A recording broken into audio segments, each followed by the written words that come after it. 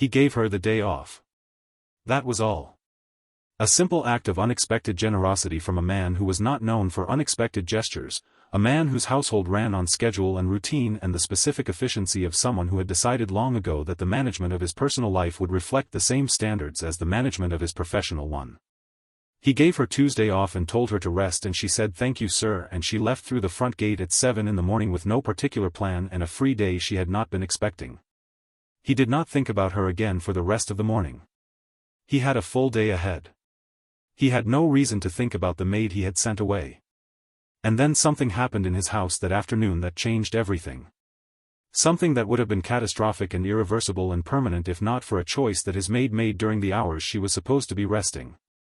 A choice that nobody asked her to make and nobody expected her to make, and that she made anyway because of who she was and because of something she had seen and because she was the kind of person who acts on what she knows when acting on it matters. Stay with me. Because what she did on her day off saved this family from something that would have destroyed them completely. Welcome to Bishop Tales, where every week we bring you powerful, emotional, and unforgettable stories that stay with you long after the video ends. If you are new here, please subscribe right now and turn on your notifications so you never miss a story like this one. Drop a comment and tell us where you are watching from tonight. Are you in Nigeria, Ghana, the United Kingdom, the United States, Canada, South Africa, Jamaica, or somewhere else in this world? We love knowing where our family is. Now let us begin. Her name was Patience Ease and she was 27 years old, and she had been working in the Bankole household for 2 years with the focused dedication of someone who understands that the work she does and the way she does it is a direct expression of who she is. She had come to Lagos from Edo State at 22 after her father, a secondary school principal, had died unexpectedly from a heart attack that left the family in a financial position that required immediate and practical responses rather than the extended period of grief that the situation deserved. She had come because Lagos was where the work was and the work was what the situation required. She had worked 2 other positions before finding the Bankole household through a domestic placement agency, both of them adequate and neither of them what she would have described as good, and when the Bankole position had become available she had applied with the specific focus of someone who has learned from experience what a good position looks like and intends to secure it. The Bankole household was in Lekki Phase 1, in a house that communicated its quality through the particular combination of size and restraint that mark serious money rather than new money. 4 bedrooms, a separate study, a garden that was maintained to a standard that suggested someone cared about it rather than simply that someone was paid to maintain it. The household was composed of 4 people. Emmanuel Bankole was 49 years old, a civil engineer who had built his career across 2 decades in infrastructure development and who now ran his own consultancy that worked primarily on government and commercial construction projects. He was a serious and methodical man, physically large and slow-moving in the deliberate way of people who have learned that their size communicates enough without adding speed to it, and he had a quality of focused attention that made the people he spoke to feel that what they were saying was the most important thing happening in the room at that moment. Which was one of the things that made him excellent at negotiation and also one of the things that made him a particular kind of father and husband. His wife Ngozi was 45, a secondary school biology teacher who had been teaching for 18 years and who brought to her marriage and her household the same quality of patient and systematic attention that she brought to her classroom, which was the attention of someone who understands that growth happens slowly and requires consistent conditions and that the consistent conditions are the work. Their children were Emeka, who was 16, and little Amara, who was 9, and who was the kind of 9-year-old who asked questions that required the full attention of an adult to answer properly and who did not accept answers that did not hold up under her subsequent questioning. Patience had understood the household within the first few weeks. She understood that Emmanuel valued efficiency and consistency and did not require warmth from the domestic staff, simply competence delivered reliably. She understood that Ngozi valued the household running in a way that freed her time for the work she considered more important, which was her teaching and her children, and that the best thing Patience could do for Ngozi was be completely dependable so that Ngozi never had to think about whether things were being handled.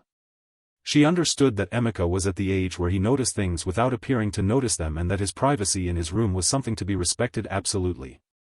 And she understood that Amara was someone you had to answer honestly because Amara would know immediately if you were not being honest and would ask the follow-up question that made the dishonesty obvious. She had calibrated her work to this household carefully and maintained the calibration consistently for 2 years. Emmanuel had told Ngozi in a conversation Patience had not been present for but the results of which Patience had been able to read in the quality of the household atmosphere over subsequent months that she was the best domestic staff they had employed in 9 years of having domestic staff.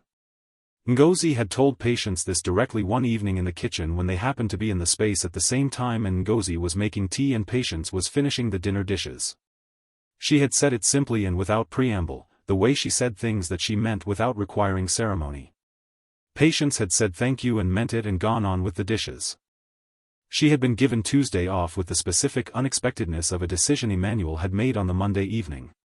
He had come home from a difficult day in which a project review had gone poorly and he had taken his frustration into the study and closed the door and Ngozi had gone to speak to him and they had been in the study for some time and when he came out he had found Patience in the kitchen finishing the last of the evening tasks and had said that tomorrow she should take the day off.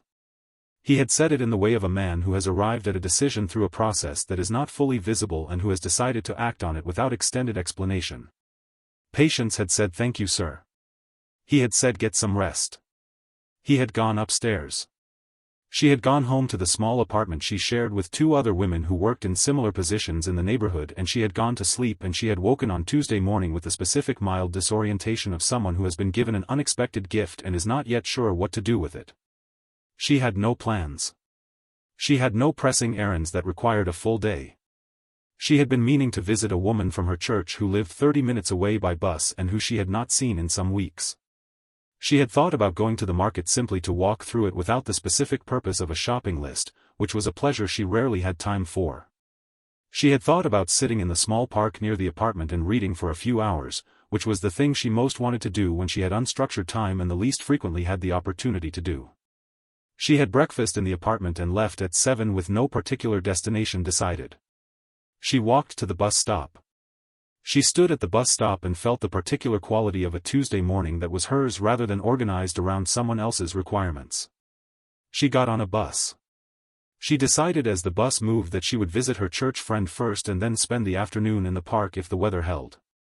She was at her church friend's house by 9. They had tea and talked for 2 hours about everything that 2 women who work hard and see each other infrequently talk about when they are finally given the time, their families and their positions and the small details of their daily lives that accumulate significance through being shared with someone who understands the specific context they exist in.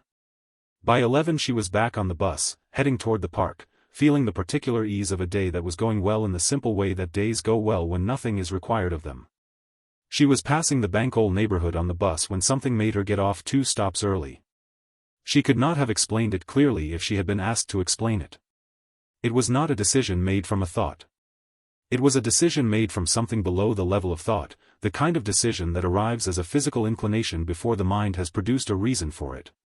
She got off the bus. She walked in the direction of the Bankole house. She told herself she was simply walking through the neighborhood on her day off, which was true and also not entirely the reason she was walking this way. She reached the street the house was on. She saw something that stopped her walking. Emeka was at the front gate. This was not surprising in itself. Emeka came and went from the house at various times. What was surprising was his manner. He was standing at the gate with the specific quality of someone who is about to do something and is performing the appearance of casualness for the benefit of anyone who might be watching, the specific performance of not doing while in the process of doing. He had a bag with him that she recognized as the school bag he used, but he was not in school clothes and it was Tuesday, which was a school day, and it was 11 in the morning. She watched him look both ways along the street in the way of someone checking whether they are being observed. Then he went through the gate and turned in the direction away from the school. Patience stood on the pavement and thought about what she had seen. She thought about it with the focused attention of someone who is assembling information and trying to understand what it means. 16 years old, school bag, not in school uniform, Tuesday morning, checking whether he was being watched. She thought about the things she had noticed over the past months in the way that people who spend time in a household notice things without being asked to notice them. Emeka had been quieter than usual. He had been coming home later on days he said he had after-school activities. He had been on his phone with a concentration that was different from ordinary teenage phone use, more furtive, more alert to whether anyone was nearby. None of these things individually had been alarming. Together, assembled on a Tuesday morning outside his school gate, they produced something that Patience found she could not walk away from. She followed him. At a distance. She did not follow him in the way of someone following someone. She walked in the same direction, keeping enough distance that she was not obvious, looking in the direction she was walking rather than at him specifically, using the peripheral attention of someone who has learned in a household context to observe without being observed. He walked 4 streets east of the house and turned onto a commercial street and went into a shop. She watched the shop from across the road. It was a phone accessories and electronics repair shop. She watched through the window as best she could. She saw Emeka speaking to a man behind the counter, a man who was perhaps 30, with the specific body language of a transaction being completed. She saw something change hands. She saw Emeka put something in his bag. She did not know specifically what she had seen. She knew that a 16-year-old boy had left his house on a school day with his school bag and had come to a shop she did not know and had completed some kind of transaction and had put something in his bag and was now leaving. She knew this was not the same as knowing what the transaction was or what it meant. But she also knew that what she had seen, assembled against what she had noticed over the months, added up to something that required attention from the people who were responsible for this boy's well-being. She was not those people. She was the maid. She was on her day off. She had no formal responsibility here. She had the choice of walking to the park and reading her book and telling herself it was not her business. She walked home and sat with what she had seen for an hour. She thought about Amara asking follow-up questions that made dishonesty obvious. She thought about Ngozi maintaining consistent conditions so that growth could happen.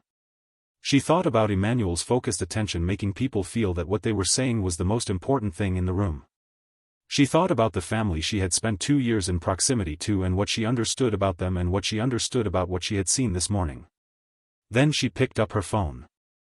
Now friends, I have to stop here for just a moment because if you are watching this and you are asking yourself the same question Patience is asking herself right now, you are exactly where Bishop Tales wants you to be. Please like this video right now and drop a comment below.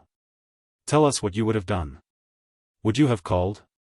Would you have walked to the park? Tell us in the comments. We read every single one. And if you have not subscribed yet, please do it right now because what is happening in the Bankole house and what Patience is about to discover is something this family was not prepared for and that she is the only person positioned to address. She called Mrs. Ngozi. She had Ngozi's number because all the household staff had it for genuine emergencies. She had never used it for anything. She stood in her apartment on her day off and made the call that she had decided had to be made. Ngozi answered on the 3rd ring. She said, "Patience, is everything all right?" Patience said, "Good morning, Ma." She was sorry to call on her day off, she had something she needed to tell her. She said it clearly and without performance, what she had seen at the gate, the walk to the shop, the transaction, the bag. She said she did not know what it meant but she thought Ngozi should know. Ngozi was quiet on the other end for a moment. Then she said thank you. She said she was at school, she could not leave until 3, could Patience meet her at the house at 3:15? Patience said yes. She came to the house at 3:15.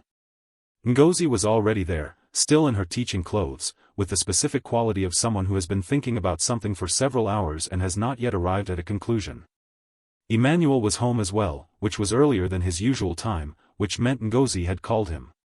They sat in the sitting room, the 3 of them, Patience on the edge of the sofa across from the 2 parents, and she told them everything she had seen in the sequence she had seen it, carefully, without elaboration or interpretation, just what had actually happened. She showed them the street and the shop on a map on her phone. She told them what she had noticed over the months, the later returns, the furtive phone use, the quieter manner. She said it with the honesty she brought to everything and the directness of someone who understands that the people she is speaking to need accurate information rather than a managed version of it. Emmanuel and Ngozi looked at each other across the sitting room in the specific way of parents who are receiving information about their child and are processing it together through the shorthand of a long marriage. Emmanuel said he would handle it. His voice was calm but it had the particular quality of calm that is not absence of feeling but containment of it. Ngozi said they needed to speak to Emeka first. She said they needed to know what was happening before they decided how to respond to it. Emmanuel said yes. He said he would speak to Emeka when he came home. Emeka came home at 5. He came through the front door with the school bag over his shoulder and the studied nonchalance of a 16-year-old who has been practicing the appearance of everything being normal and is now performing it in the house where everything is supposed to be normal. He said hello and moved toward the stairs. His father said, Emeka, come and sit with us. The tone was not loud and it was not angry, and it was the specific tone that Emeka had heard perhaps 3 times in his life in connection with things that were genuinely serious, and he stopped on the stairs and turned and came into the sitting room and sat down. Emmanuel said he was going to ask him something directly and he expected a direct answer. He said what was in the school bag. Emeka's face went through several things in rapid succession. He said, what do you mean? Emmanuel said he knew Emeka had not been at school today. He said he knew he had gone to a shop on Adeyemi Street. He said he wanted to know what was in the bag. Emeka's face landed on the expression it was going to hold for the rest of this conversation, which was the expression of a 16-year-old who has been found out and is rapidly assessing what the full extent of the finding out is and what the most honest available response is. He said, a phone. Emmanuel said, where did the phone come from? Emeka said he had sold some things to get money for it. Emmanuel said, what things? A silence. Emmanuel said, Emeka. Emeka said, some things from the house. The room was very quiet. Emmanuel said, what things from the house? Emeka reached into the bag and took out the phone and set it on the table between them. He said he had taken some money from the house on different occasions over the past 2 months and had sold some small items from the study, things he had thought would not be noticed, and had been saving toward the phone because all his friends had this model and he had felt embarrassed about not having it, and he had known if he asked they would say no because it was too expensive. He said he knew it was wrong. He said he was sorry. He put his hands on his knees and looked at the floor. Ngozi looked at her husband and her husband looked at her, and something passed between them that was not anger and was not disappointment in the simple sense. It was the more complicated thing that parents feel when a child they know well and love completely does something that is genuinely wrong and that also is, in some way they understand, a symptom of something they have an obligation to understand and address rather than simply punish. Emmanuel said, Emeka, look at me. Emeka looked up. Emmanuel said, we are going to talk about this properly. He said not tonight because he needed time to think. He said Emeka would stay in his room tonight and they would talk tomorrow, and Emeka would tell him everything that had happened and everything he had taken and nothing would be left out. He said, did he understand? Emeka said yes. He said he was sorry again. He said it with the full weight of someone who means it rather than someone who is saying it to reduce the immediate consequence. Emmanuel said, go to your room. When Emeka had gone upstairs, Emmanuel sat in the sitting room and did not speak for a long time. Ngozi sat beside him. Patience was still in the room. She had been about to leave when the conversation had taken the direction it had taken, and she had not moved because it had not seemed like the right moment to move. Emmanuel looked at her. He said she had come on her day off. She said she had seen something that needed to be said. He said she could have looked the other way. She said she knew. He said, why had she not? She thought about it for a moment. She said because Emeka was a 16-year-old boy and what she had seen could have been many things, some of them much worse than what it turned out to be, and the people who were responsible for him deserved to know so they could find out what it was. She said it was not her business in the official sense. She said she had lived in proximity to this family for 2 years and she cared what happened to them, and caring was its own kind of obligation. Emmanuel looked at her for a long moment. He said, thank you. He said it with the full weight of a man who means the 2 words completely. She said, of course, sir. She said she would go home now. Ngozi stood and walked with her to the door. At the door Ngozi held her hand for a moment. She said, Patience, you know what you prevented. Patience said she was not sure what she had prevented. Ngozi said if this had continued, if Emeka had continued taking things and no one had found out, it would have become something permanent in him. She said at 16 things become permanent if they are allowed to continue. She said the most important thing that had happened today was not the discovery but the conversation, the one that was going to happen tomorrow, the one that was going to allow them to understand what was actually happening with their son and to address it honestly rather than after a much longer period in which much more damage had been done. She said that was what Patience had made possible. Not by finding him out. By caring enough to call. Patience said she was glad she had called. Ngozi said she was too. She said get some rest. It is still your day off. Patience walked to the bus stop and took the bus home and sat in the apartment that evening with her book and actually read it, sitting in the quiet of a Tuesday evening that had turned out to be a very different day from the one she had planned and that she would think about for a long time. She did not think about it in the way of someone who had done something heroic. She thought about it in the way of someone who had made a decision that was available to them and had made it because it was the right decision and who was glad it had turned out to matter as much as it had. The conversation between Emmanuel and Emeka happened the following morning. Emmanuel had slept on it and had come to it with the calm of someone who has processed the emotional charge of a situation and arrived at the place where the actual work is possible. He sat across from his son at the dining table, just the two of them, and he said, "Talk to me." And Emeka talked. He talked for a long time, and what came out was not just the list of things he had taken and the amounts of money and the timeline of it. What came out was the thing underneath it, the specific social pressure of being 16 at a school where the visible markers of status were technology and clothing and the particular make of certain items, the way this pressure had accumulated over months into something that had felt like an emergency rather than a preference, the way he had told himself it was a small thing and would be temporary and would be repaid, and had known all along that these were the things you tell yourself when you are doing something you know is wrong. He said all of this with the openness of someone who has been held by their father's full attention and is receiving from that attention the permission to be completely honest about what has been happening inside them. Emmanuel listened to all of it. He asked questions that were not accusatory but were genuinely curious, the questions of a father who is trying to understand a full picture rather than to prove a point. By the end of the conversation he understood something about his son that the previous Tuesday morning he had not known, which was that Emeka was navigating a social environment that had pressures and dynamics that neither he nor Ngozi had been fully aware of, and that their son had been carrying these pressures alone because he had not believed it was safe to bring them home. This was a failure of availability, not dramatic, not the result of neglect, but the specific failure of two very busy people who had provided everything material and had not always provided the specific conversational space where the difficult things could be said. Emmanuel sat with this honestly. He did not make it about himself. He held it as information about what needed to change. He said to Emeka that he was going to be honest with him. He said what he had done was wrong and the wrongness of it was not going to be smoothed over because Emmanuel understood the pressure behind it. He said Emeka would account for everything he had taken, every item, every amount, and he would repay it through specific work over the following months, real work with real accountability. He said the phone would go back to the shop. He said these were the consequences of the choices and they were appropriate and Emeka would meet them fully. But he also said something else. He said he was sorry that his son had felt he could not come to him with the thing that was actually bothering him. He said he should have made it more clear that the difficult things were the ones that most needed to come home. He said they were going to talk more, not about the consequences of this, but about what his son's life actually looked like on the inside and what it required. He said that was a conversation he should have been having for some time and had not been having, and he was going to start having it. Emeka looked at his father across the table. He nodded. His eyes were wet. He said okay. He said he was sorry. Emmanuel said he knew. He said they were going to be all right. The process of accounting for what Emeka had taken and repaying it through work and earned allowance took 3 months.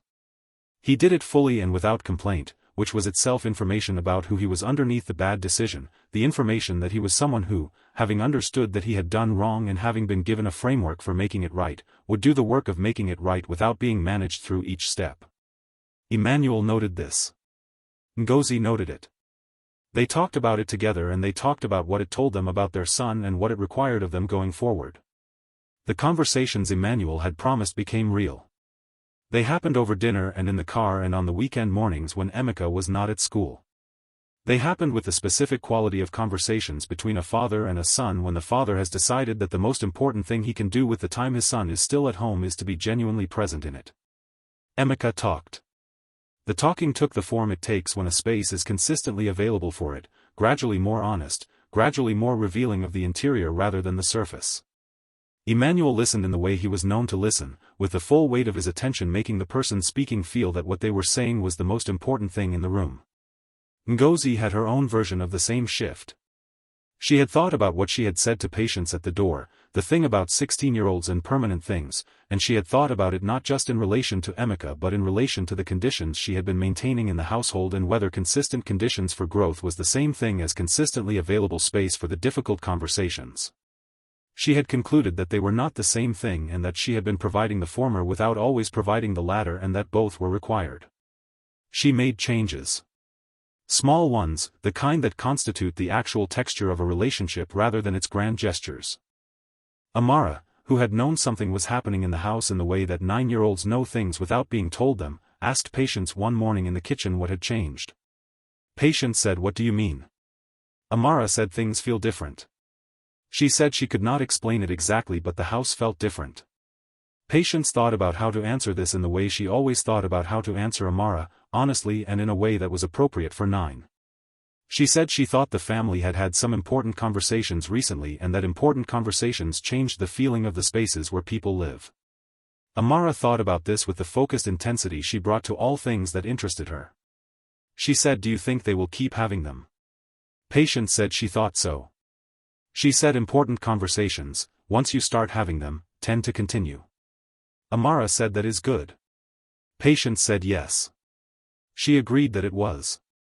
6 months after the Tuesday that Patience had been given off, Emmanuel called her into his study. It was the same study where she cleaned every week, the same desk, the same chair. He sat across from her and he said he wanted to say something that he had been meaning to say properly since the evening of the conversation in the sitting room. He said what she had done on her day off had not been a small thing. He said he understood she had presented it to herself as simply passing on information that needed to be passed on and that this was accurate as far as it went.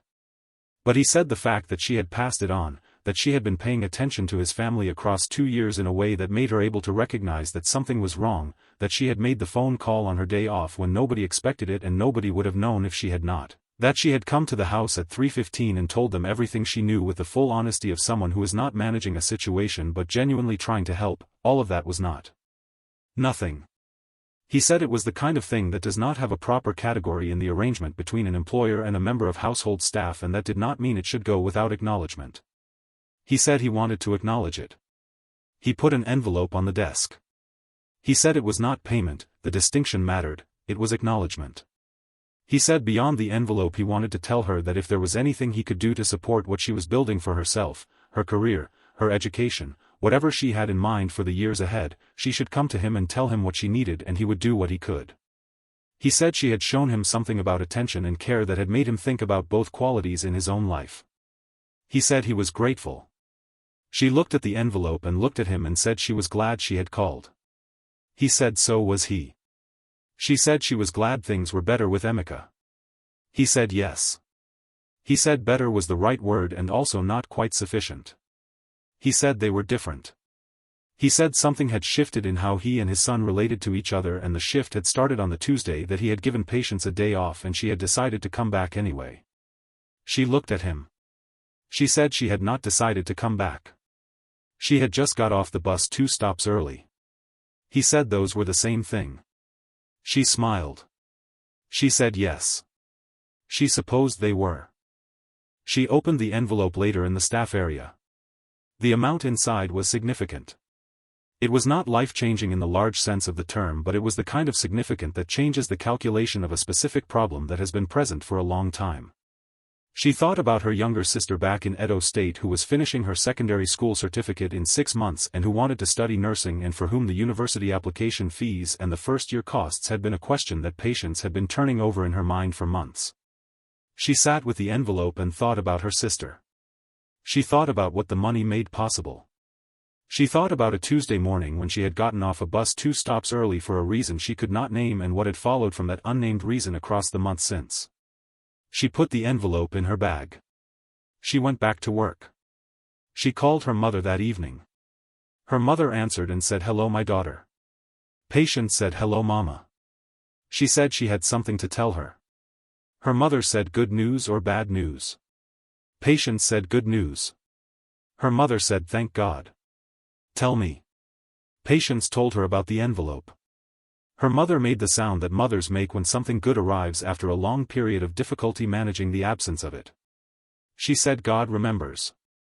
Patience said yes. She said, "God remembers." Her mother asked how it had happened. Patience said she had done her job.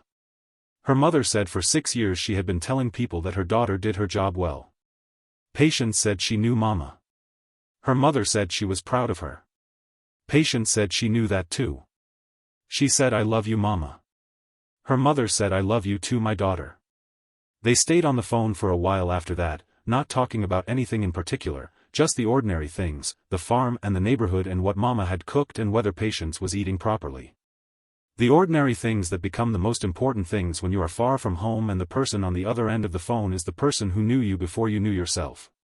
She thought about all of it that night in the small apartment, with the quiet of the building around her and the city outside doing its city things. She thought about what Ngozi had said at the door. The most important thing that happened today was not the discovery but the conversation.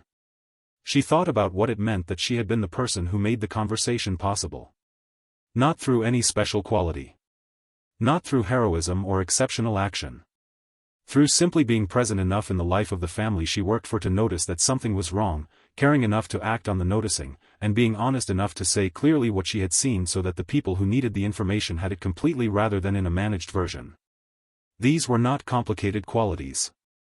They were the qualities that Patience had been raised to have, by a father who had been a secondary school principal and who had run his school on the principle that the most important thing you gave to children was your full attention consistently offered, not just when it was convenient but as a practice, as the baseline of how you operated in relation to people who needed you.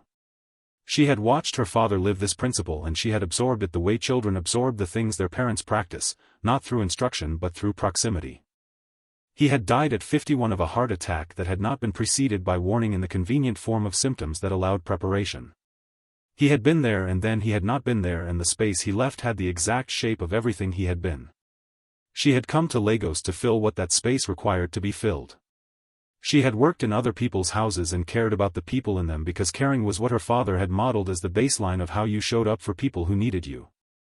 She had noticed a 16-year-old boy at a gate on a Tuesday morning and had followed him not because she had a reason but because something below the level of reason had said pay attention to this. She had called because caring was its own kind of obligation and she had been raised to understand that obligation. The phone call on her day off had saved this family from something that would have been much harder to address the longer it continued. She did not know exactly what it had saved them from. She was not a psychologist and she was not in the business of speculating about trajectories and outcomes. She knew that a 16-year-old boy had been doing something that he knew was wrong and had been doing it because no one had seen it and because the space for the conversation that would have addressed the thing underneath it had not been reliably available. And she knew that a family had had that conversation and had been changed by it and was continuing to be changed by it in ways that showed up in the small daily texture of how they occupied the same house together. That was what she had made possible. Not through the discovery. Through the caring that had made the discovery possible and the honesty that had made the discovery useful and the humility to make the call on her day off and say I have seen something that belongs to you and I am giving it to you because it is yours to know and to act on. Emmanuel Bankole had given his maid a day off. She had spent the day off giving his family back to each other. Neither of them had planned it. Both of them had been required by it to become slightly different from what they had been. That was, in the end, how the most important things usually happened. Not through the large gestures but through the small ones that turn out to have been carrying enormous weight all along. If this story reached you tonight, please share it with someone who needs to hear it right now. Like this video and subscribe to Bishop Tales for powerful emotional stories every single week. Drop a comment and tell us where you are watching from, and tell us this: when was the last time you noticed something that needed to be said and said it even when it would have been easier not to? Tell us in the comments. We want to hear from you. There are many more stories coming and they go deeper than this one every time. Thank you for watching Bishop Tales. We will see you in the next story.